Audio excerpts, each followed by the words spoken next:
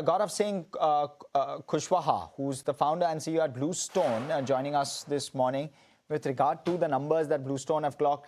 Gaurav, some very strong growth on SSSG, some very strong growth on top line. Give us a sense what's driving that growth. I think, so good morning, Harsh. I think Good morning. fundamentally, over long term, there are a few secular trends in the jewelry category. I think one of those is people moving from unorganized to organized. Another one is actually a lot of people are now moving away from heavy wedding jewelry to jewelry that is wearable almost on an everyday basis, or that you can wear on smaller occasions also. And I think that is where we have built a very strong play over the last 14 to 15 years. We started as an online only player and then became omni-channel. And the third very strong tailwind in our favor is uh, more and more users or more and more consumers these days are actually logging on to internet first to look at the products, look at the designs, etc., before walking into any store. So this omni-channel behavior, which is very very important and very very prevalent in lots of high value categories, like if you're buying a car or if you're buying a jewelry, you actually want to educate yourself online first before walking into a store. And I think that is playing in favor of us, and those are like structural tailwinds that will continue to benefit us. Hmm. Gaurav, if you can also give us a sense of that, the tailwind which you're doing, are you seeing a better conversion which is coming in? Are the ticket size growing, average order value is growing, and is the order value more dependent on the kind of gold prices going up now, or is it in general you're seeing the tendency to have a higher order value, especially for uh, everyday wear jewelries? So typically, what happens, Sajid, is that when people start interacting with us, they start small. Uh, they test us out, they try us out. Sometimes many people start the journey with a gifting product, etc. So when we acquire a new customer, their average order value is typically lower. But then what happens is once people have had an experience with us, they actually stick with us for a very very long time. So in many of the cases, when we acquire a customer, she's in the age group of 28, 30, 32. But over next like 5, 10 years, when she's 40, by the time she buys in that duration, she buys a lot more frequently, and the subsequent orders are also at a higher value. So as consumers grow with us, their average ticket size keeps on increasing with time. The kind of store expansion strategy for FY27, you added 12 stores during the quarter. For the full year, how much you're looking? So our midterm guidance is to kind of to increase our distribution by almost 20% every year. So last year we closed at 340. So this year we planning to do 70 and then grow it by like 20% year over year to take it to 700 plus stores in the next 4 years. Hmm. And give us a sense of, because gross margin seems to have moderated due to higher gold prices. How do you expect margin trend to move from here? No, our margins have actually largely been range bound over the last 2 years. What happens is the right way to look at our margins is contribution margin, excluding inventory gains, which we declare separately in our management commentary. What happens is with gold price fluctuations, the reported gross margins fluctuate, but we declare the inventory gains separately and hence give a very consistent picture of the underlying margins in the category. And those have generally been in around 32% kind of a range, which is much, much stronger than where almost everyone in this category operates.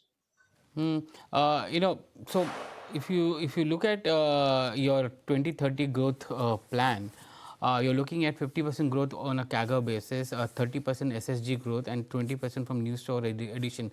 Are you on line to do that? Largely, so on distribution is kind of an input metric, and that is much easier to control. And we are on top of that in terms of the signups, etc., that we have done. In terms of SSSG, this quarter we have reported much stronger SSSG. But more importantly, I think it's not about one quarter. I think more importantly, what we see in our data is that some of the oldest cohorts that we have, not some, in fact, at a blended level, even the stores which are 5 years, 6 years, 7 years old, they continue to grow at 30%, in the range of 30% year over year. So that gives us confidence that if the stores which have now seen 5, 6, 7 years are also growing at that rate, younger stores are also growing at that rate. So we see no reason why the newer stores will not follow the same path. Also, more than 50% of our stores are less than 3 years old. So as they mature, they should follow the same trajectory as their older kids. What drives that? Because it's such a competitive market, right? I mean, to do 30% after 3 years on mature stores, uh, what's really driving that traction? If you can give us, what's the Uh, moat? What really helps you stand out? So I think this whole omni-channel behavior helps us sign up more and more users in the same catchment. See, in jewelry, typically what happens is you open a new store. Not everyone from that catchment will be open to buying from you. We don't have a legacy. We don't have any, let's say, strong parentage. So we actually have to earn the right to sell jewelry. So as more people become familiar with us by seeing us in that catchment, and we actually reach out to a lot of customers online. And when they know that there's a store also nearby, a lot more of those actually start opening up to buying from us. And but even more importantly, in time repeat also starts building up, and like I said, we start very early. So at 28, 30, kind of at that age, typically people have lower budgets, and the kind of jewelry that they wear is also smaller. But when they are like 35 years old, 40 years old, 45 years old, the preference, the kind of jewelry that they intend to buy, that they want to buy, and that goes with their with their kind of lifestyle, also increases in size, increases in nature. So someone who starts their journey buying a small ring with us might end up or will end up buying a big necklace also, or let's say dainty necklace also, from us 5, 10 years down the line. So I think that's how it's a flywheel. It just keeps on kind of getting stronger with time. Flo, I mean, of course, as you grow, there's a larger pie which is sitting in inventory as a result. And as you add stores, how should one look at your cash flow from operations, and how should one therefore look at funding and debt and the like? Uh, yeah, so interesting question. So typically what happens is as stores mature, so in first year, obviously the inventory turns at a store level would be much lesser, because it takes time to kind of get there, and that 30% CAGR kind of keeps on making it stronger and stronger with time. I think 1.8 to 2 kind of turns is what we see in the older cohorts, and we're kind of comfortable with that kind of a turn. And if you do GMROI calculation on that, so our our contribution margins, what I told you, was around 32%. At 2 turns, you end up making 64% ROIC on the money invested in inventory. So that actually is a pretty healthy number, one of the strongest numbers.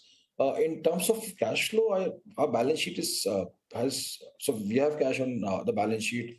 Uh, we are not leveraged much, so we have enough headroom there also. So there are different ways of funding inventory, uh, and there are bank lines also, bank GMLs, etc. Also, so we explore different ways of funding our inventory.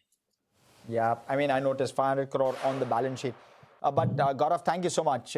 It's a tight one today, but thank you so much for this short and crisp conversation with regard to Bluestone's numbers. All right, thank you, Harsh.